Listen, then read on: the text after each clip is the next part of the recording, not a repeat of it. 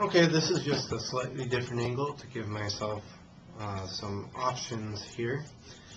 So when it comes to our writing, a lot of you have really great starts on your rough drafts already. Hey guys, a lot of you already have great starts on your rough drafts.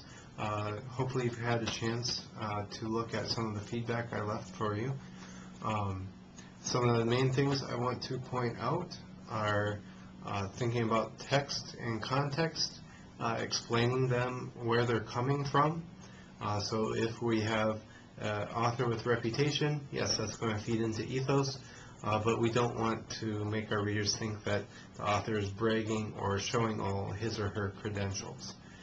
So be clear about how the author is establishing ethos within the text and the ethos that the audience will have approaching the text for the author based on reputation or previous work. I'm going to be posting this as just sort of an extra way, trying to think about how to organize for your introduction, thinking about it as maybe 2 paragraphs, one that gives us a context and overview of the rhetorical situation that the piece originally appeared in, the background information, the time and place of publication, audience, all that good material. And then a paragraph that's going to be the introduction of your analysis. That's really going to drive home your thesis. What's the purpose? What's the value of your analysis? Then we have body paragraphs. Remember, these are going to be focused with a topic. They'll be either an appeal, a combination of appeals, context, or evidence. And then you'll show me what you have to say about that. What claims are you making? That this is an ethos that's meant to be humorous would be a claim. Then you show me that humorous ethos. You pick a quote or you give me a paraphrase that will show me that humor in action. And then don't just assume that I saw the same thing in that paraphrase or that quote that you did. Explain to me how that is what you say it is. Explain to me how that's funny, and go a little further into why that joke, why take this approach with that audience. What's the meaning of the humor here? What's trying to be accomplished through this strategy? And then to conclude, just a wrap up of the major aspects you covered.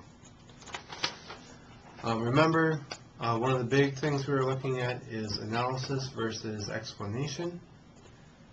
So when you're doing your analysis, you want to really go into detail. You want to separate, identify, then show how it's working with other elements, and then explain why it's working that way. Explanation is just trying to rephrase things, trying to make things more understandable. Analysis is trying to break things down and see how it really works. The other kind of standard to hold yourself up against is thinking about rhetoric. If you're talking about the author, the purpose, the writing, the audience's reception, you're probably on the right track. Anytime that you're talking about the idea as it exists beyond this essay, anytime that you're talking too much about the subject material, you want to look back at it and question it. Really think, am I talking about the writing? Am I talking about the organization of the argument, the presentation of the ideas? Or am I stuck on the argument? Am I stuck in the world of these ideas? Am I being pulled in by this rhetoric rather than standing back and separating out and looking at these rhetorical decisions? Hopefully this video technique will work. Trying my hand at editing, so give me suggestions are more than welcome as we try to figure out the most ways to deliver these ideas so that you walk away from this course with a really good set of papers that you've crafted. Thanks a bunch and have a happy writing weekend.